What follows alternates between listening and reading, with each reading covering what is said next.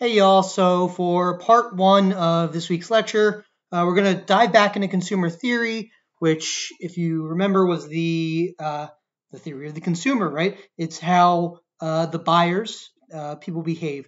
So we start from a set of utilities, which is like our most basic assumption, and then from there we derive a set of preferences, and given some sort of budget, we can map the preferences to a set of prices. And then eventually what we're going to do is we're going to build up to a demand curve.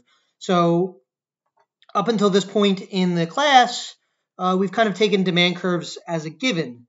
They're just something that we assumed based on some sort of structure.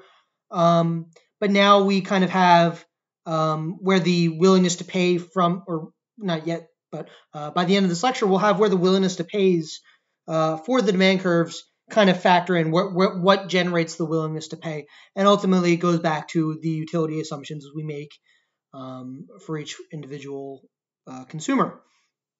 Okay, so I'm going to start this week with a recap of, not even last week, it's actually 2 weeks ago, prior to midterm 2 material, so it might be a little stale. So I feel, I always recap anyway, so I feel a recap is necessary, and then we can move on from there. All right.